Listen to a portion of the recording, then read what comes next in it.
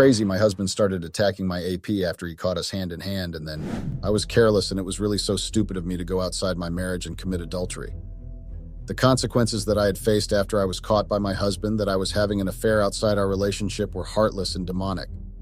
I didn't know that I'd been married to the devil himself for years. I really thought he was a sweet, loving, and caring guy, but I guess I was wrong. Have you ever found yourself in a situation that you never thought you'd be in? I won't deny and say I was right for doing what I did because I was wrong, and I paid greatly for that. I had never thought that one day I would actually find myself in a demeaning situation. I really don't know what had really pushed me to another man's arms and why I had taken that selfish and destroying decision. My husband's fault was loving me and taking care of me. Sometimes being a housewife is kind of boring, but I was enjoying it because my husband was taking good care of me financially. If I were to try and explain why I cheated, surely you wouldn't believe nor understand my explanation, but I think greed and desire is what drove me to cheat on my husband. I mean, I was getting everything, and my husband was trying by all means to make sure that I was getting everything, and even sexually I was not suffering. Instead of being a loyal partner to my husband, I decided to be a dog and go outside my marriage to look for my desires somewhere else. But the outcome of my abomination was not really nice, and he made sure that I regret every single thing that I had ever done to him in our marriage. My husband, Jim Carson, male 32, and I, female 32, met at one of the radio stations in Atlanta. He had come to the station for an interview for his phenomenal real estate and construction business. He also sponsored a few nursing homes and children's homes in Georgia, Atlanta. His work was so amazing. I was the radio personality at that time, and I was the one to interview him. After the interview, well, it was also my time to knock off. Mind you, that time I was on an evening drive from 6 p.m. to 9 p.m. After I had knocked off, I asked him to wait for me because I wanted to ask for a sponsorship for my non-governmental organization, NGO. We talked a bit about my NGO, and he gave me his business card saying I should call during business hours. I took the card, but I didn't want to speak to any other person but him. So the following day, I called the number on the card and told my request, and I was scheduled for an appointment to speak with Jim. 2 days later, I went to my meeting with Jim, and we spoke about my wishes and how I wanted to help the community and how much I wanted the sponsor for it. Since then, we exchanged numbers. He told me that we would talk on the phone, and I was more than happy to hear that. We communicated a lot through the phone, and we were slowly getting close. After some weeks, he actually sponsored my NGO, and I couldn't be happier. He had once taken me to the orphanage that he was sponsoring, and I would say that the guy's work was truly amazing. One thing I loved about Jim was that he was so down to earth. The things he was doing for the people, he was doing them because he loved doing them, and he wasn't a social media person. So whatever that he was doing, yes, he was taking pictures with the children and their helpers or nurses, but you would never find even one picture of what he is doing on social media. He made me believe that if you want to help someone, make sure you help them with an open and cleansed heart. Never try and help someone, then take pictures of what you did and flaunt it all over the internet. I was really moved by his humbleness and determination to help others. Months later, we had become close. He was a good advisor. Whenever I would be either confused or in need of some guidance and advice, I knew that he was available for me no matter what. I knew that I had someone I could trust and be free to talk to him about anything, whether it was bothering me or making me happy.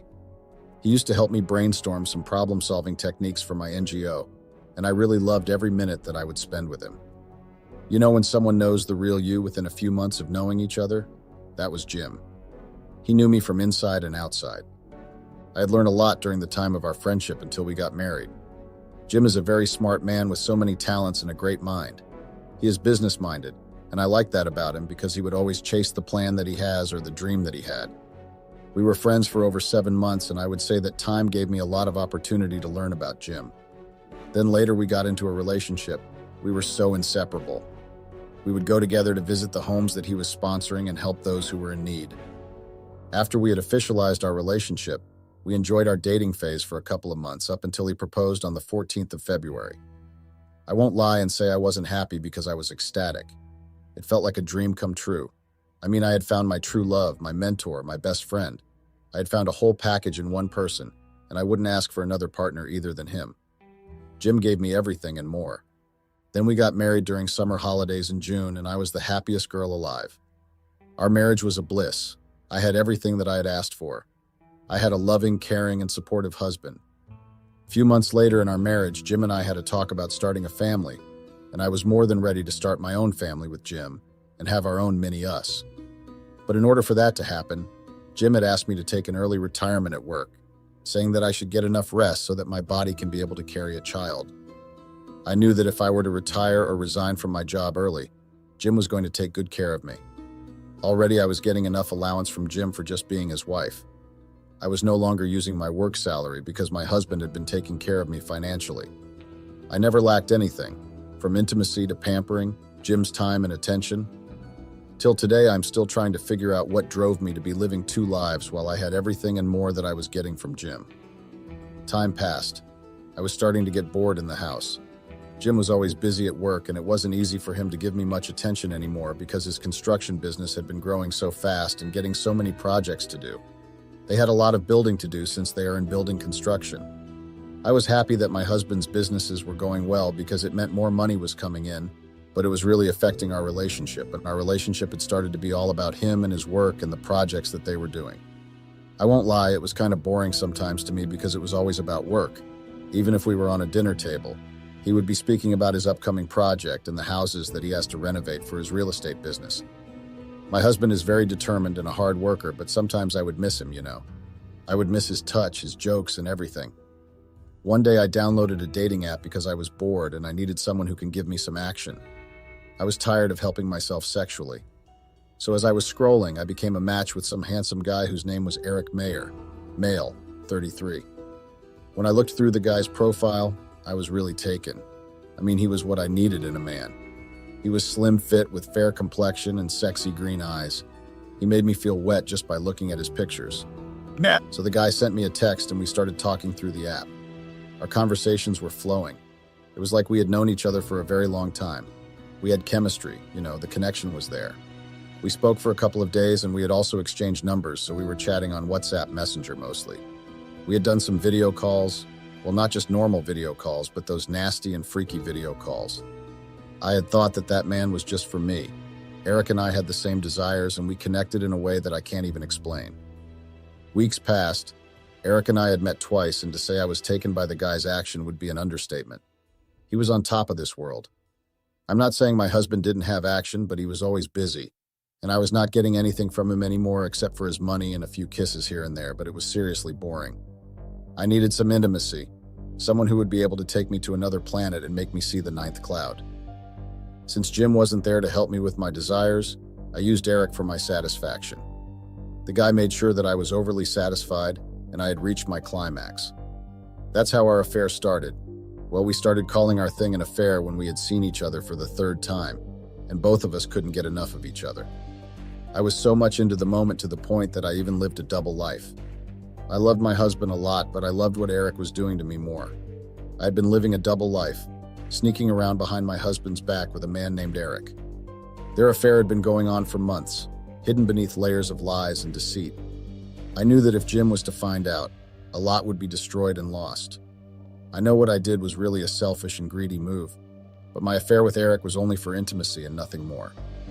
Yes, there were feelings involved, but I couldn't love him just like I loved my husband. Eric and I, the way we were so careless, we didn't even think of the consequences of our actions. We were just caught in our own bubble of being intimate.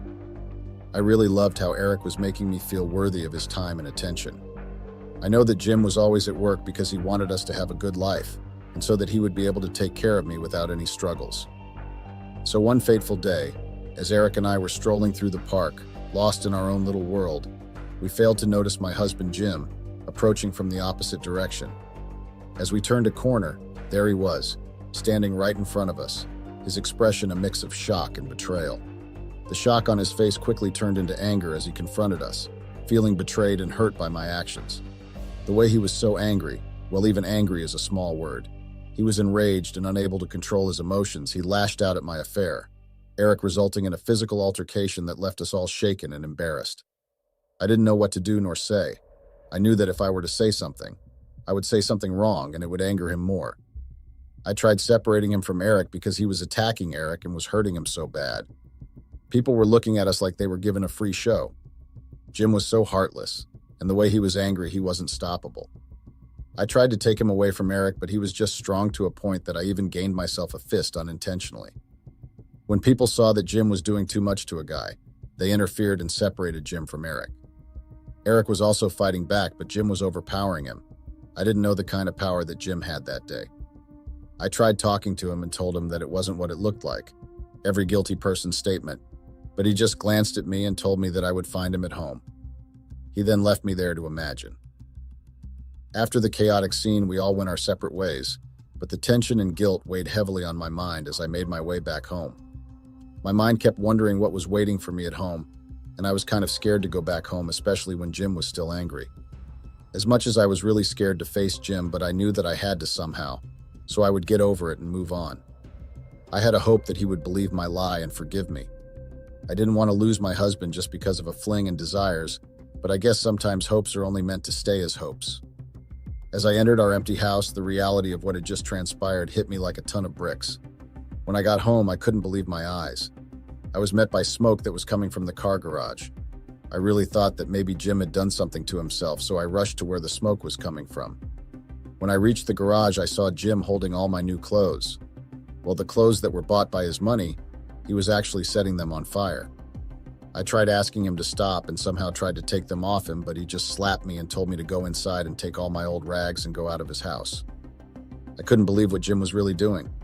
Sure, I had done him wrong in the worst way possible, and what I did was really unforgivable, but he didn't have a right to do what he did. He may have attacked Eric, but he wasn't supposed to burn my clothes just because they were bought with his money. And to think that was not the worst thing that he had done. I really thought burning my clothes would be enough for him to satisfy his angry heart. Little did I know that the man of the house would actually do something bigger and more heartless than just burning my clothes. A few days later, I went back to my apartment that I had lived in when I was still working at the radio station. I respected Jim's wish of me moving out of the house, but to say I was heartbroken would be an understatement. I was shattered, I had no clothes, and I only had my old clothes which were no longer fitting my body. As I was in the apartment, I had bought a few groceries that would last me for a couple of days until Jim calmed down and maybe consider fixing our marriage. I missed him so much, and I had realized that being away from him made me feel incomplete. 1 month later, my landlord came to me and asked for the rent money for the month. Yep, I had stayed there for the whole month, still waiting for Jim's call maybe.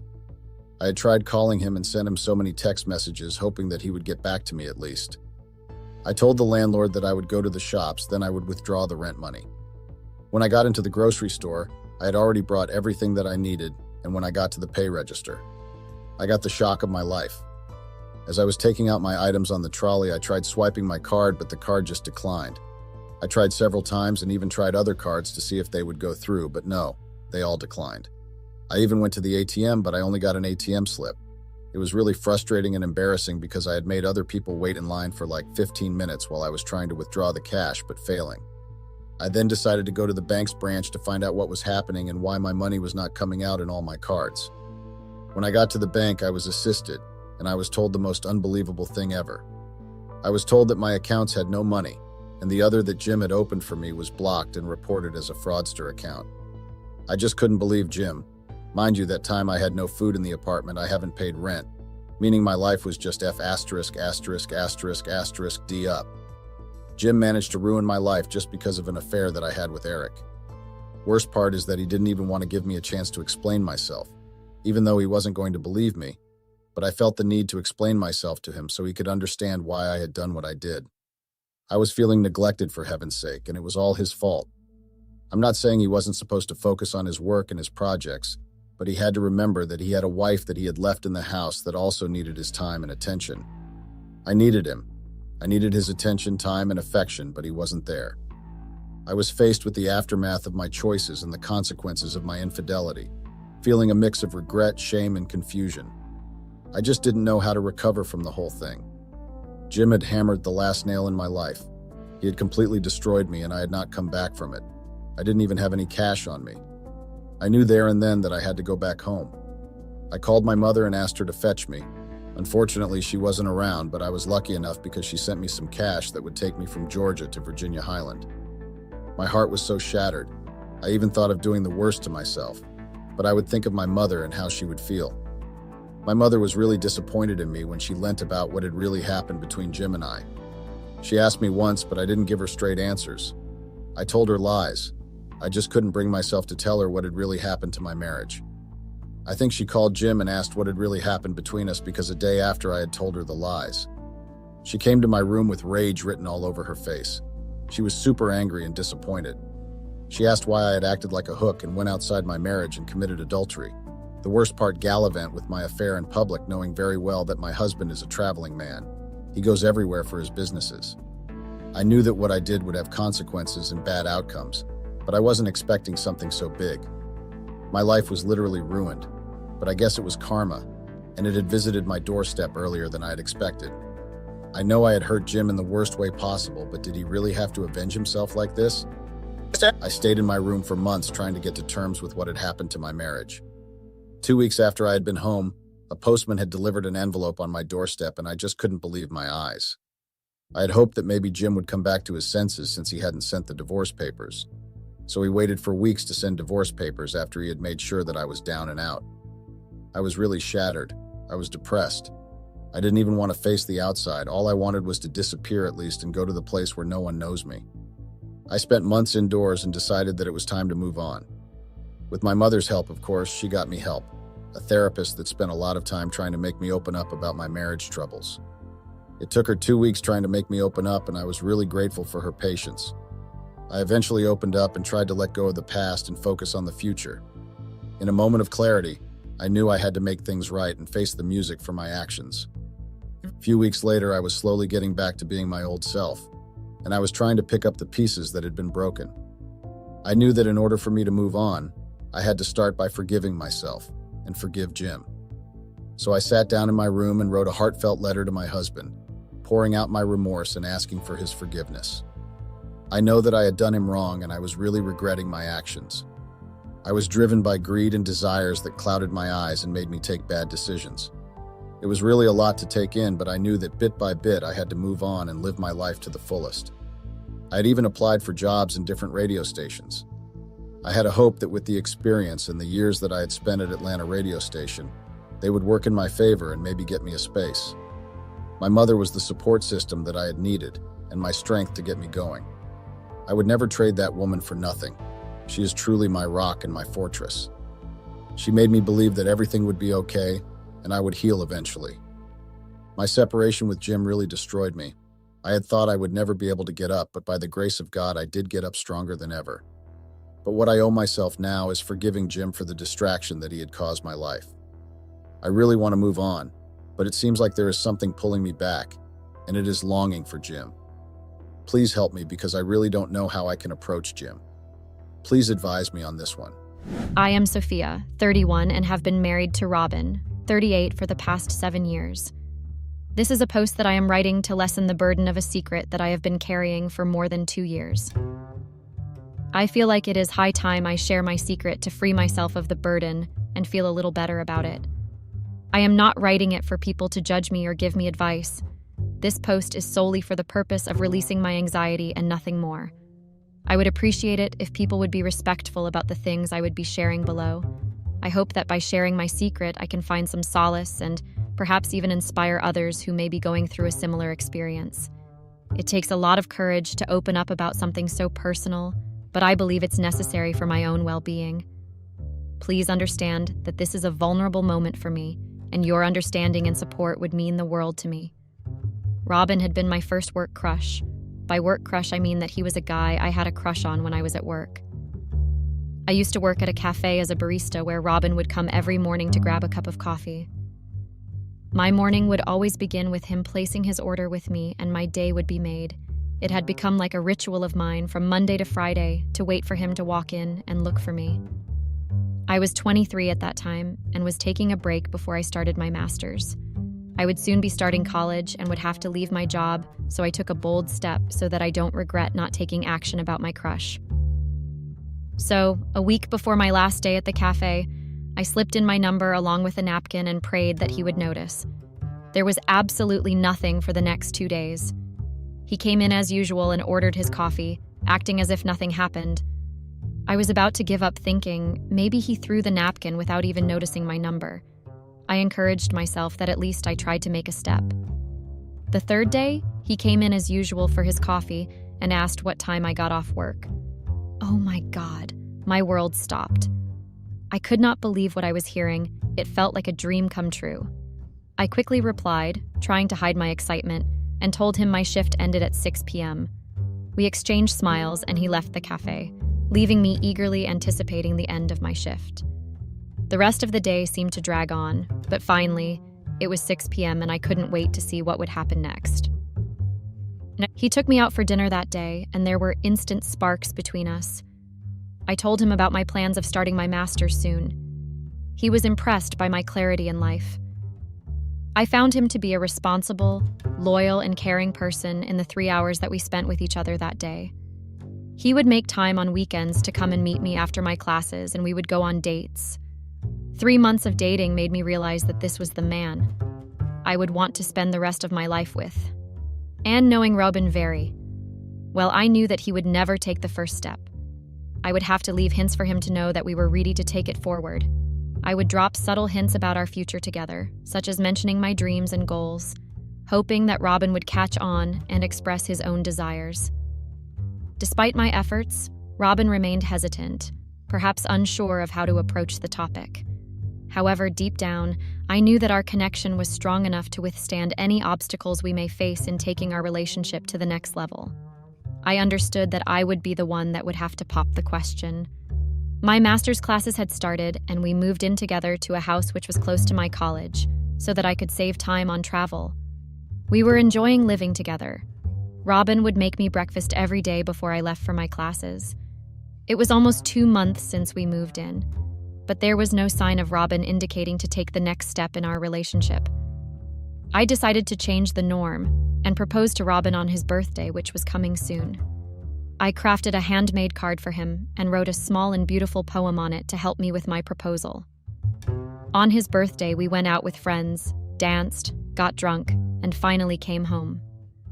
While he was changing, I slowly slipped the card on his side of the bed and waited for him to notice it and waited for his reaction. He picked up the card, and as he started reading it, I bent down on one knee and asked him if he would marry me. He was quite touched by my actions and told me that I took the initiative as usual, as he was meaning to propose to me once he would get promoted. We both started laughing, because that is how our relationship had always been. I was always the one to take the lead and not waiting for him to make the move. We had a very intimate wedding with only close friends and family. We decided to postpone our honeymoon till my semester break so that I don't miss too many classes. Robin convinced me to quit my part-time job as he was soon to be promoted and could afford the expenses for the both of us. I was very happy and grateful that I found Robin, who was so caring and understanding towards all my needs. He was the best thing that ever happened to me. As months passed, we both got busy with our lives. I was working on my project, and Robin, after getting promoted, was handling a team which I'm sure was very stressful. I could see that we were getting distant, and our schedules did not allow us to spend a lot of time with each other. My weekends were mostly consumed by house chores, and whatever time I got, I had to sit down and work on my pending projects. Robin had always been supportive and understanding towards my busy schedule, and never once complained about me not giving him enough time. Despite our busy schedules, we made sure to cherish the moments we did have together. We would plan small date nights or take short walks in the evenings to reconnect and catch up on each other's lives. Despite the distance that grew between us, our love and understanding for one another remained strong.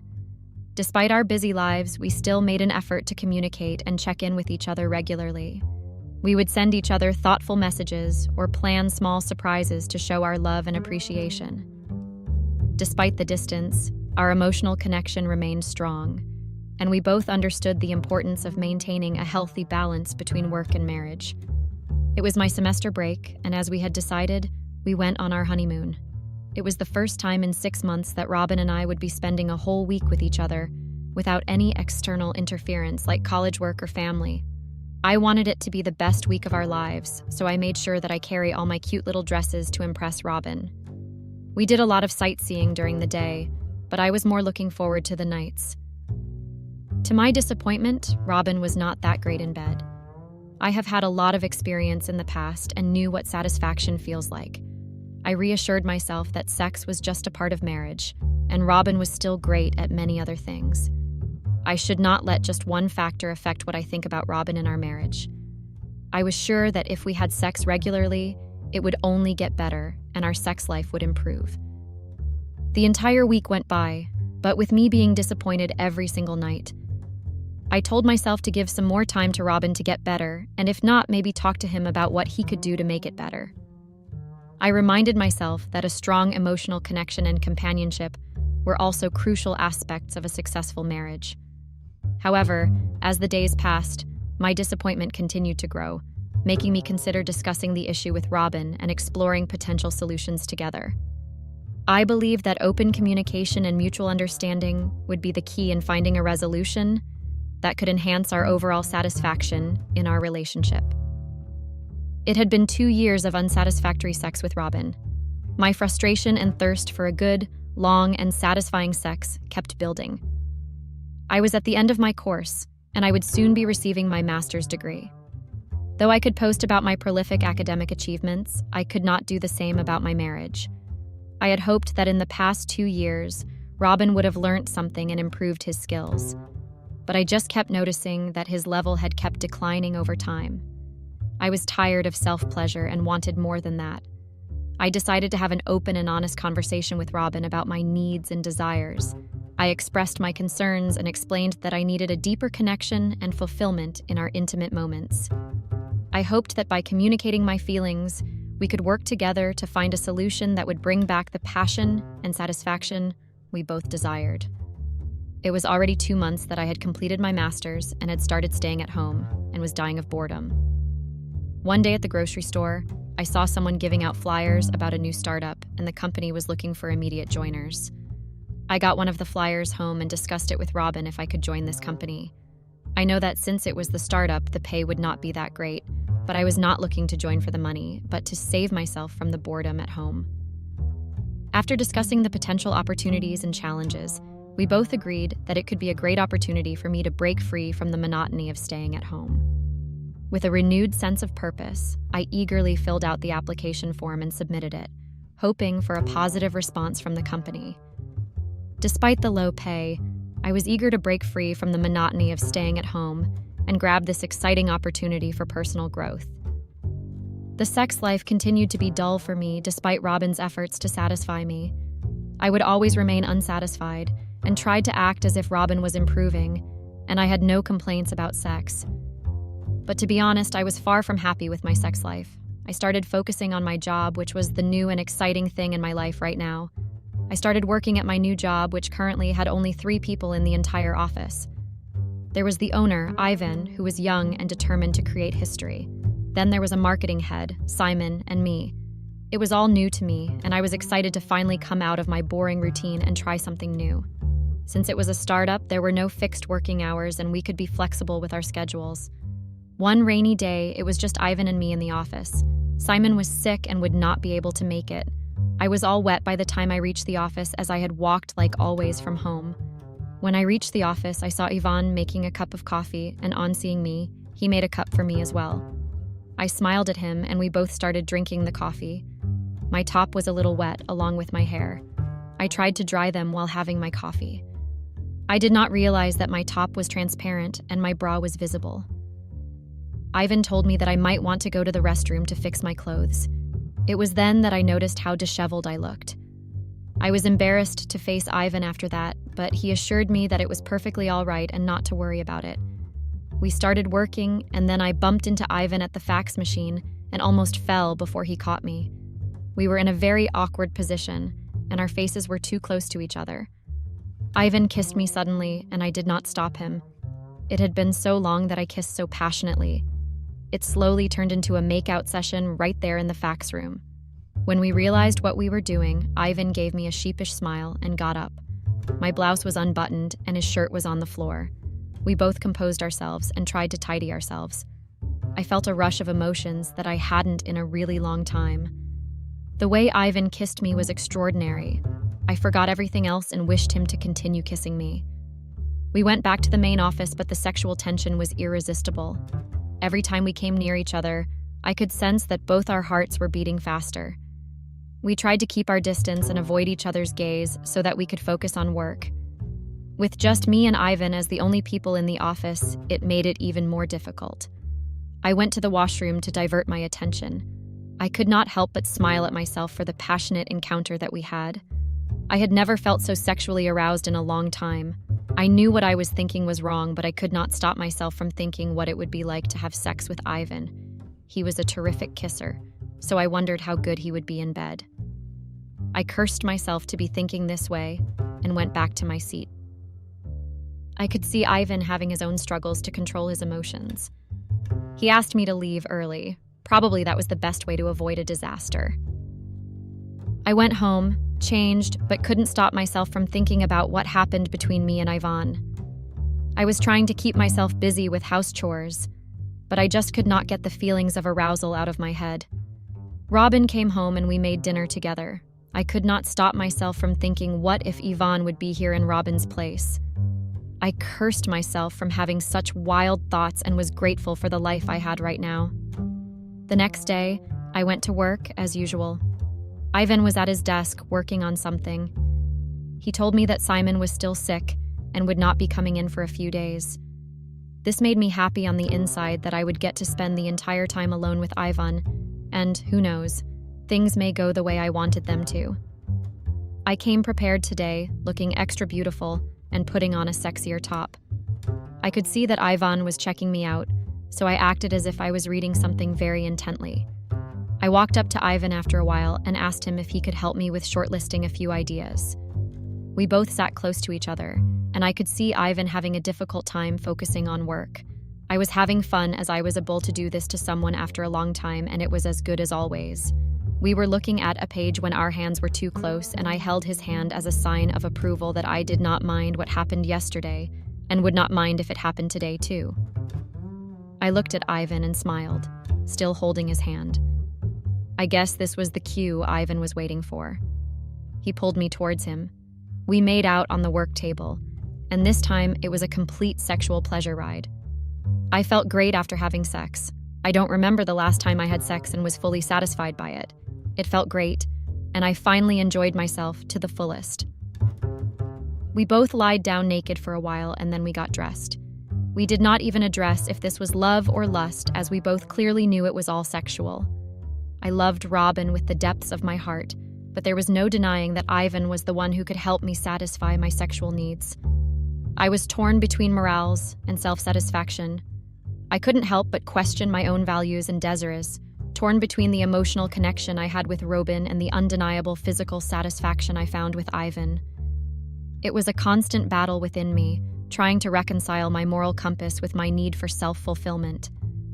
Every day I would tell myself that I would stay away from Ivan, keep my distance, and be professional, but failed each day. We would take advantage of Simon being either not coming into work or going out for some products and make out. It had become second nature to us to pounce on every opportunity we got to spend time with each other. I would go home and feel guilty for my actions, as Robin had always been good to me. He understood me so well and accommodated all of my wishes, and never complained about anything else and always cared for my happiness. This went on for about 2 weeks, and after that, I decided to stop fooling around with Ivan.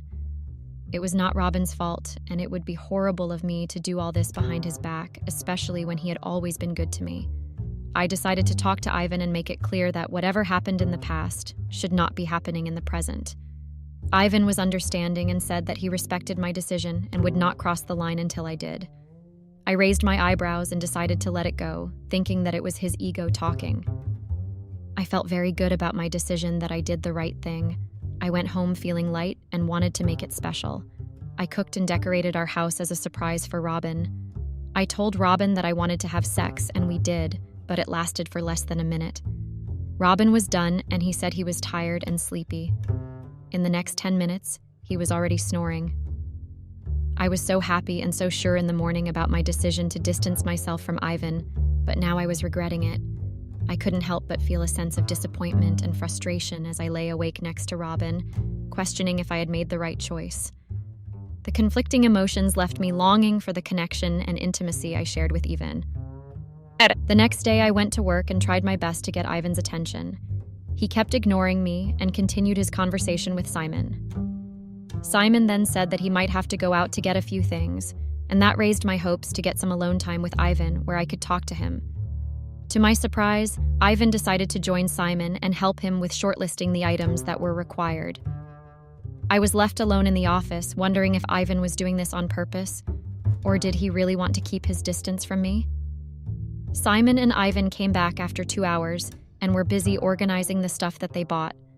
Ivan asked me to leave for the day, as there was nothing much to do. I was shocked by his cold treatment, but nonetheless, I did not let it show on my face. I went home and kept thinking of the last 3 weeks when I had amazing sex with Ivan. The more I thought about it, the more I regretted my decision to keep my distance from Ivan. I then thought maybe I could just keep my marriage and my sex life different and not mix them. Ivan was just a fling who gave me the sexual satisfaction I longed for, but Robin was my anchor. He made sure that I am well taken care of, apart from the sex, of course.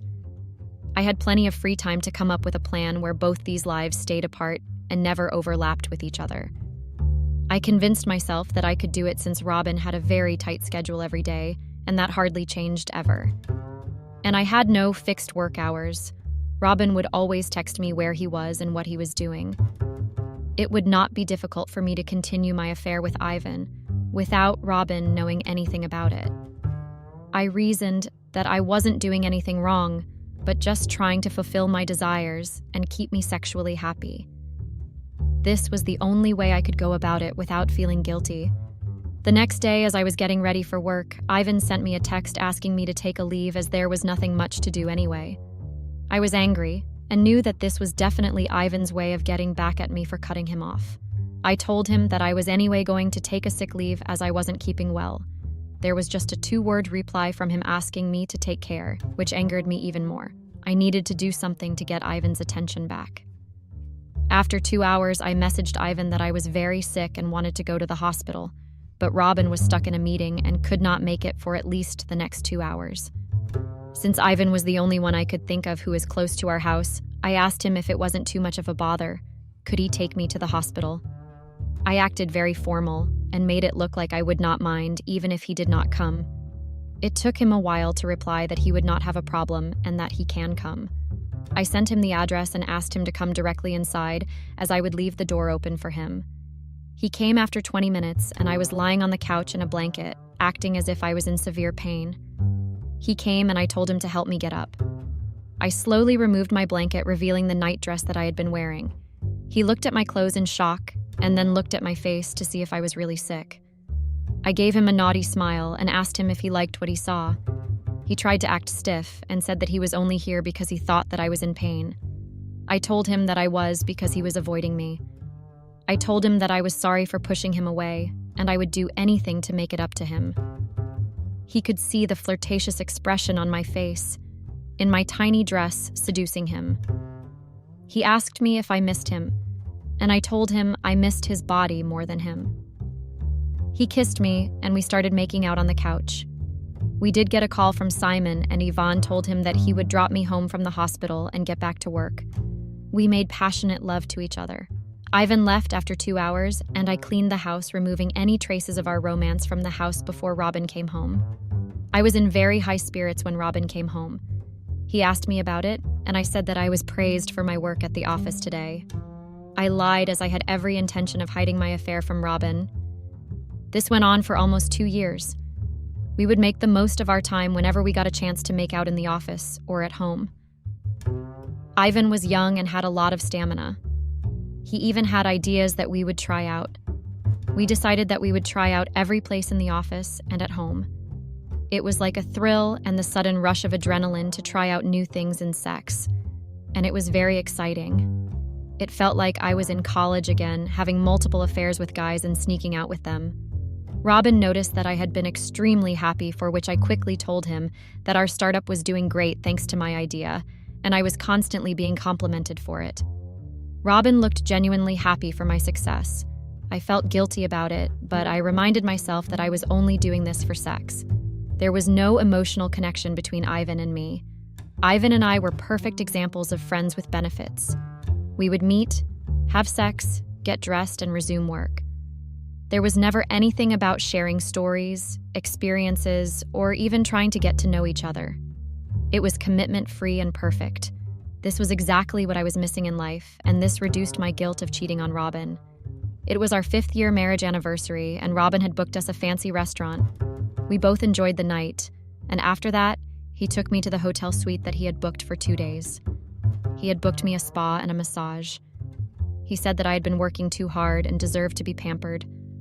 I kissed and thanked him for his thoughtfulness. After Robin slept at night, I was restless and couldn't sleep. I wept in the bathroom, feeling overwhelmed with the amount of effort Robin put in our relationship. What was I doing? Cheating on him behind his back, taking advantage of his trust? Just for some sexual satisfaction? All of the events leading up to our anniversary made me feel very shallow. I mean, the man of my dreams was right next to me in every step of my life.